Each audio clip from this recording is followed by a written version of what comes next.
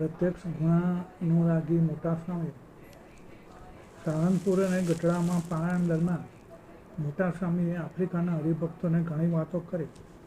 સ્વામિનારાયણનો મહિમા સમજાવતા કહ્યું હતું કે આ પુરુષ યોગીજી મહારાજ જ્યાં જાય છે ત્યાંથી અશુભ દેશકાળ ઉડી જાય છે. ભગવાન અખંડ રાખ્યા હોય તે પુરુષ જ આવા કાર્યો કરી શકે.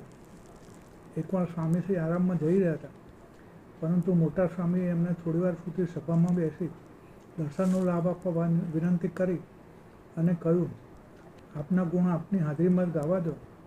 હવે આપ મારે માટે શાસ્ત્રીજી મહારાજ જ છો. બધા સાંભળો. આ પુરુષને કદી ભૂલતા નહીં. યથાર્થ ઓળખી લેજો. આવા પુરુષ ફરી નહીં મળે. ઘણાએ શાસ્ત્રીજી મહારાજને ન ઓળખ્યા અને આજ્ઞા ન પાડી, તેથી આજે પસ્તાય છે અને માથા કૂટે છે. માથા કૂટવા ન પડે તે માટે આ પુરુષને ઓળખી લેજો.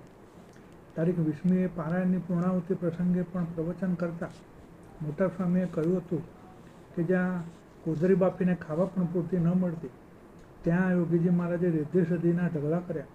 આ તો સાક્ષાત શાસ્ત્રીજી મહારાજ વિચારતા હોય એવું લાગે છે.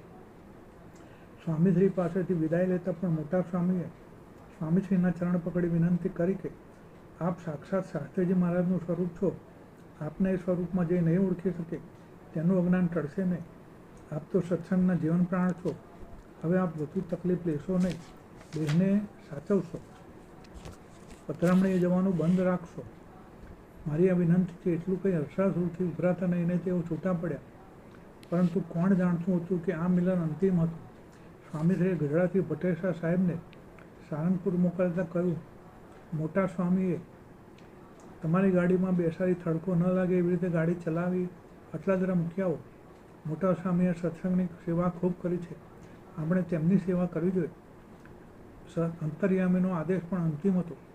તારીખ 21મીથી ગઢડામાં પણ સ્વામીશ્રીએ હરિલીલા કલ્પતરુ તથા અમૃત પર્વનું પારાયણ મારી પાસે કરાવ્યું, એટલે કે ઈશ્વરચરણ સ્વામી પાસે કરાવ્યું.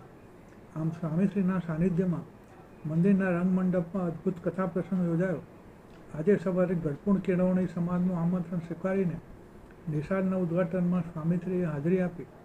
શાળાના વિદ્યાર્થીઓ સ્વામીશ્રીને ફૂલથી વધાવી પ્રાર્થના કરી. મામલતદાર સાહેબ તથા શહેરના અગ્રણીઓ સ્વામીશ્રીને ફૂલહાર કર્યા. અંતમાં સ્વામીશ્રીએ આશીર્વાદ આપી આ શાળાના વિકાસ માટે આફ્રિકા સત્સંગ મંડળ તરફથી ₹5,000નું દાન કરાવ્યું. ત્યાંથી સૌ સંતો હરિભક્તો સાથે જૂના મંદિરે પધાર્યા. સ્વામિનારાયણ ભગવાન